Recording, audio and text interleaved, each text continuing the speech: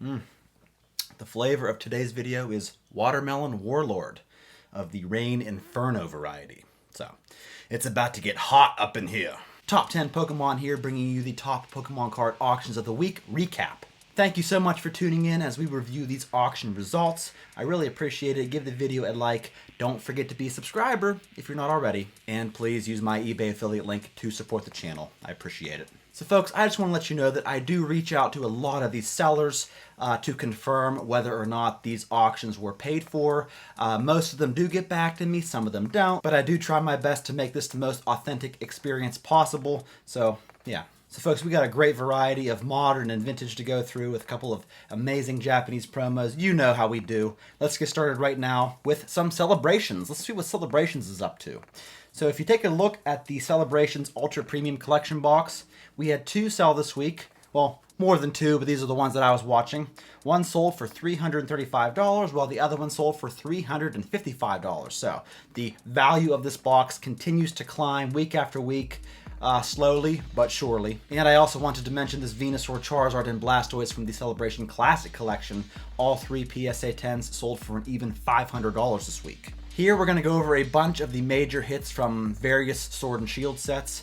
From Chilling Reign, we have the secret rare Blaziken VMAX alt art that sold for $305 this week.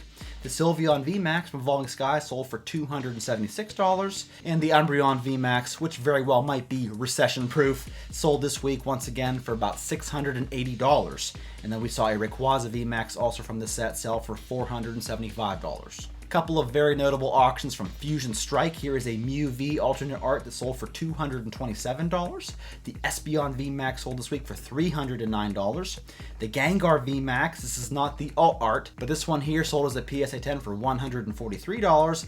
And the alternate art Gengar VMAX sold for $392. So this card is still looking quite healthy. Wanted to mention this Cynthia's Ambition full art trainer from Brilliant Stars that sold for $101 this week. And then we had an amazing lineup of premium collection Eeveelution Vs and VMAXs. Let's go over a few of these because they are spectacular to look at. Here's a Vaporeon V that sold as a PSA 10 for $228, and the Vaporeon VMAX Black Star promo sold for $370. This Jolteon V sold for $207, while the beautiful Jolteon VMAX sold for $380 this week. And lastly, we got this Flareon V Black Star promo that sold for $146. Another one sold for $162, and the Flareon VMAX sold for an even $300 as a PSA 10.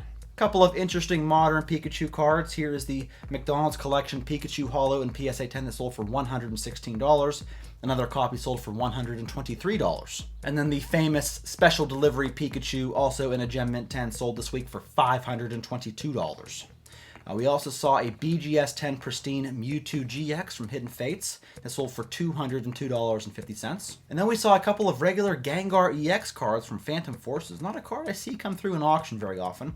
This one in a PSA 10 sold for $81, while another one sold for $87. And to finish off the modern cards, we had the Mario Pikachu, both regular and full art. All four of these cards, all in sequential order with their PSA certs, that sold for $5,300 this week.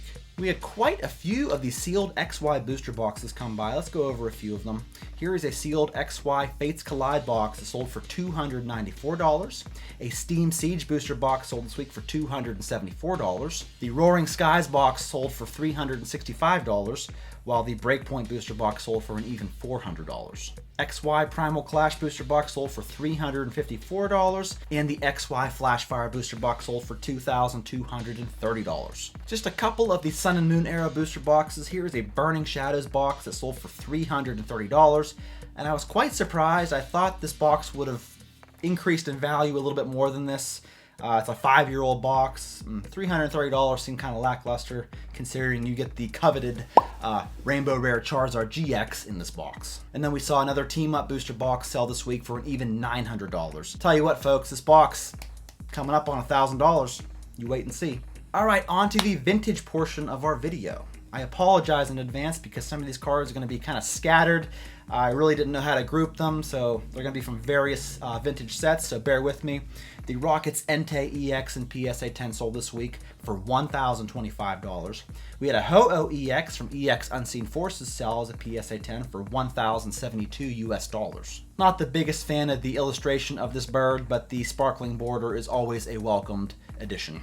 The Japanese holographic Umbreon from Skyridge sold this week as a PSA 10 for $2,081. A first edition Dark Feraligatr from Neo Destiny sold as a PSA 10 for $770. And a first edition Dark Dugtrio from Rocket Set sold for $515. Here we saw from EX Delta Species this reverse holo Rayquaza in PSA 10 that sold for $510. A first edition Dark Charizard holo from Rocket Set that sold for $4,050. And a PSA 10 Spring Battle Road Victory Ring promo card that sold for $15,701. Along with this Miracle Diamond Japanese promo in PSA 10 that sold for $18,200. And a couple of the vintage sealed product auctions. Here is a very, very heavy base set Blastoise booster pack. This is an unlimited pack weighing in at 21.58 grams, which is very, very heavy.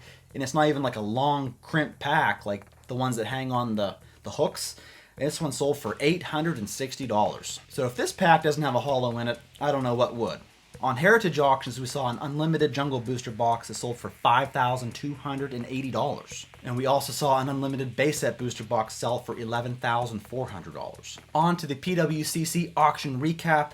We have a bunch of crystal cards to go over. Here's a Crystal Crobat that sold for $1,710. And the Crystal Kabutops sold for $1,170. Crystal Celebi sold for $2,340, while the Crystal Ho-Oh sold for $4,680. Several of the S-tier holographics from Skyridge to go over. Here is a Holo Moltres that sold for $1,230.